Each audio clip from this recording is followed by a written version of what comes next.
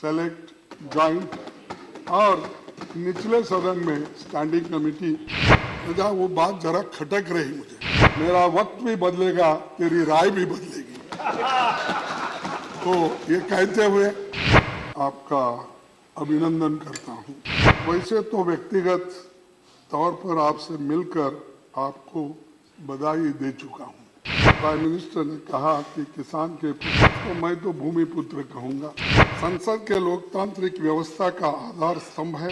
ये permanent house है और राज्यों का प्रतिनिधित्व करता है और सभी यही चाहते हैं जनता के सवालों पर गंभीर चर्चा हो और समस्याओं का समाधान निकाले। फाइनेंशियल समितियों की सदस्यता मिली थी। भारत की संसद बनाते हैं हमारे संविधान के अनुसार, लेकिन आप जानते हैं कि उनके अनुभवों और तरक्कों में ताकत रहती है। लेकिन समस्या ये है, नंबरों की गिनती होती है, ना कि विचारों के बारे में सोचा जाता है। आपसे आशा करता हूं कि आपके नेतृत्व में चर्चा के दिन बढ़ेंगे। विपक्ष की ओर से हम यही कहना चाहेंगे कि आपको हम अपनी ओर से पूरा सहयोग देंगे। उसके ऊपर ज़्यादा से ज़्यादा आप ध्यान देकर मुझे क्यों ऐसा कहे, ये बात आपने बार बार कहा है। Honorable Leader of the Opposition.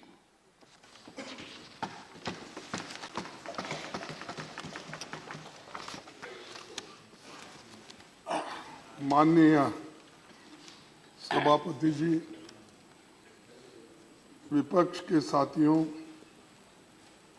और अपनी ओर से मैं राज्यसभा के सभापति के रूप में आपका अभिनंदन करता हूं। देश के दूसरे सबसे बड़े संवैधानिक पद उपराष्ट्रपति की जिम्मेदारी आपने 11 अगस्त 2022 को संभाल ली थी।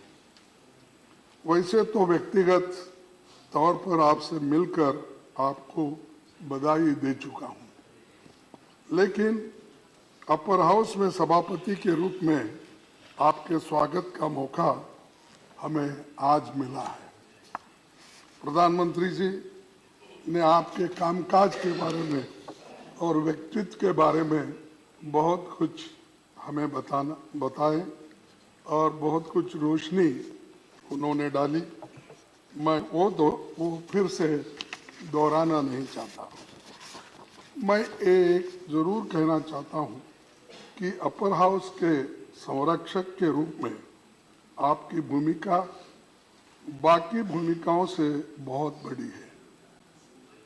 आप जिस आसन पर बैठे हैं, वहां देश के कई महान हस्तियां बैठ चुकी है।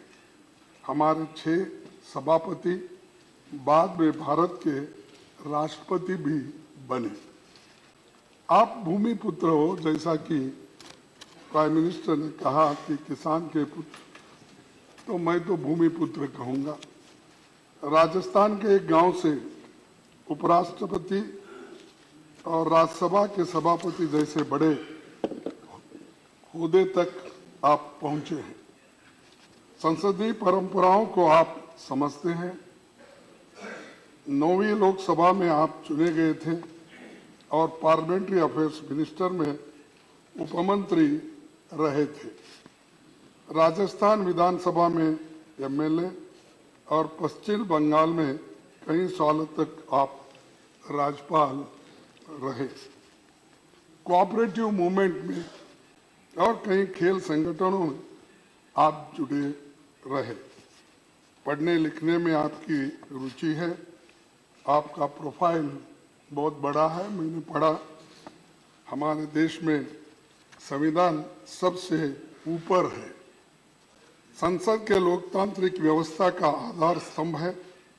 संसद के पास संविधान संशोधन का भी अधिकार है। राज्यसभा और लोकसभा मिलकर भारत की संसद बनती है। कोई अकेला सदन खुद में पूर्ण नहीं है।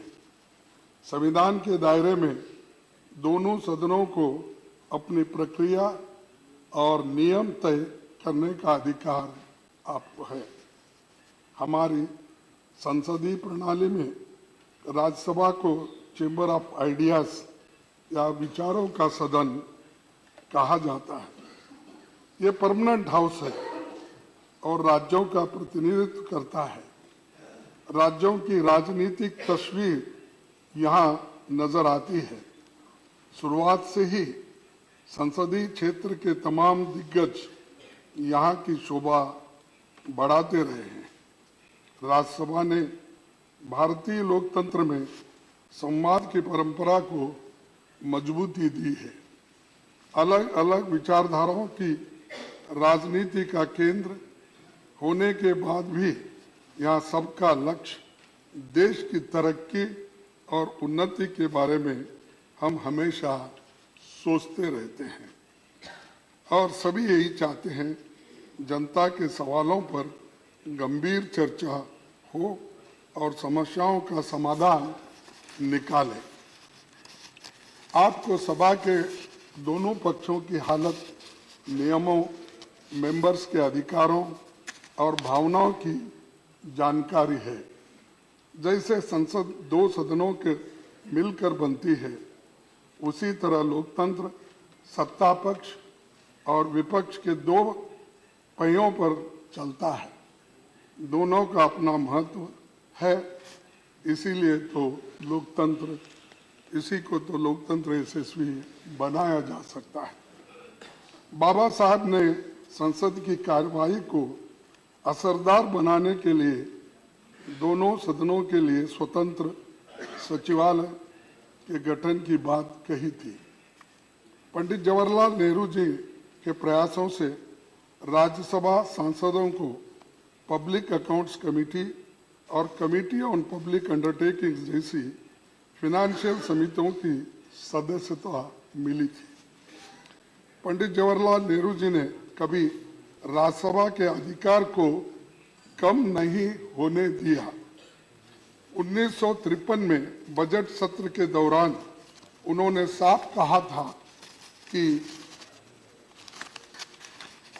लोकसभा और राज्यसभा मिलकर भारत की संसद बनाते हैं। हमारे संविधान के अनुसार दोनों सदनों की अथॉरिटी के बीच मनी बिल्स को छोड़कर कोई अंतर नहीं है। आज जब मैं ये बातें कह रहा हूं तो हमें बहुत कुछ बातें याद आ रही हैं। विपक्ष के लोग संख्या बल में भले ही कम हो, लेकिन आप जानते हैं कि उनके अनुभवों और तर्कों में ताकत रहती है।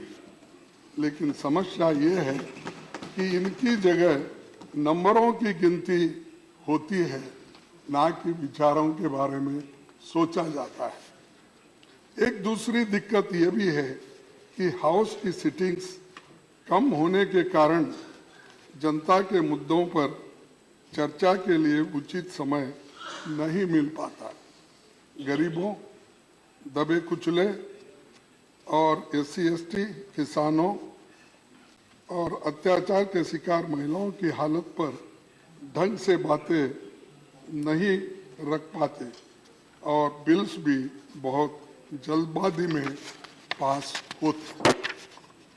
पहले जहां संसद में साल के 100 दिनों से ज़्यादा चलती थी, अब 60 से 70 दिन भी नहीं चल पाती। लेकिन हमारी आबादी, अपेक्षाएं और समस्याएं बड़ी है। पिछले एक दशक का आंकड़ा देखें तो 2012 में संसद की सबसे ज़्यादा 74 सिटिंग्स हुई थी। इसके बाद 2016 में 72 सिटिंग्स हुई। हाउस में सिटिंग्स बढ़ेगी तो अच्छा नतीजा निकलेगा और मैं आपसे आशा करता हूं कि आपके नेतृत्व में चर्चा के दिन बढ़ेंगे। सभापति जी, आप तो कानून के जानकार हैं। आप इसे अच्छी तरह समझें कि कानून अगर जल्दबाजी में बनते हैं तो उनमें खामियां होते हैं और सुप्रीम कोर्ट, हाई कोर्ट के जो जजेस हैं उनकी टीका टिप्पणी भी हम पे होती रहती है। कई जजेसों ने भी ये काम किया है, उनका सही तात्पर्य नहीं निकलता और ऐसे कानूनों की क्वालिटी पर सुप्रीम कोर्ट और हाई कोर्ट की टिप्पणियां करता है। ये हमारी संसद की प्रणाली की सेहत और इमेज को ठीक नहीं लगता। तो इसलिए हम चाहते हैं कि बिल्स को ठीक से एग्जामिन करने के काम को सेलेक्ट, जॉइंट और निचले सदन में स्टैंडिंग कमेटी इस विभाग संबंधी संसदीय समिति को ज़्यादा से ज़्यादा भेजा जाए और बिल्स को इन समितियों में भेजे जाए, वहाँ इन पर विस्तार से चर्चा हो। राज्यसभा का यही मुख्य काम भी है। मैं इस संदर्भ में 13 मई 1952 में हुई राज्यसभा की पहली बैठक में सभापति डॉक्टर राधाकृष्णन जी की कही इस बात को जिक्र करना चाहूँगा। उन्होंने कहा था, हमें इस देश की जनता के लिए ये बात न्यायोचित ठहराने के लिए पूरी ताकत के साथ जुट जाना चाहिए कि जल्दबाजी में पारित किए जाने वाले कानून पर रोक लगाने के लिए सेकंड चेंबर की ज़रूरत है। इसीलिए इसके अध्यक्ष भी अब आप ये सेकंड चेंबर के बने। इस मौके पर बहुत कुछ कहा जा सकता है, लेकिन मैंने कुछ बातें रखी है। उम्मीद करता हूं कि आप हमारी भावनाओं को समझेंगे। विपक्ष की ओर से हम यही कहना चाहेंगे कि आपको हम अपनी ओर से पूरा सहयोग देंगे। और मैं एक बात मैं कहना चाहता हूं, वो बात जरा खटक रही मुझे, क्योंकि जब कोई हमारे अपोजिशन के लोग मिलते हैं, हमारे पार्टी के लोग मिलते हैं, तो लास्ट यहाँ पर सदन में मैं कुछ एक शेर बोला था, शायरी बोली थी, उसके ऊपर ज़्यादा से ज़्यादा आप ध्यान देकर मुझे क्यों ऐसा कहे ये बात आपने बार बार कहा है, लेकिन मैं ये दोहराऊंगा कि इसको भी आप बुरा नहीं मानना चाहिए, क्योंकि ये सदन का है। मेरे बारे में कोई राय मत बनाना गालिब, मेरे बारे में कोई राय मत बनाना गालिब, मेरा वक्त भी बदलेगा, तेरी राय भी बदलेगी। तो ये कहते हुए मैं आपको धन्यवाद देता हूं और ये सदन बहुत सुरक्षित चलेगा और हम पूरी कोशिश करेंगे हर बात पर आपको सहकार देने के लिए। धन्यवाद। ಹೆಚ್ಚಿನ ವಿಡಿಯೋಗಳಿಗೆ ಪ್ರತಿಧ್ವನಿ ಯೂಟ್ಯೂಬ್ ಚಾನೆಲ್ ಸಬ್ಸ್ಕ್ರೈಬ್ ಮಾಡಿ, ಬೆಲ್ ಐಕಾನ್ ಕ್ಲಿಕ್ ಮಾಡಿ।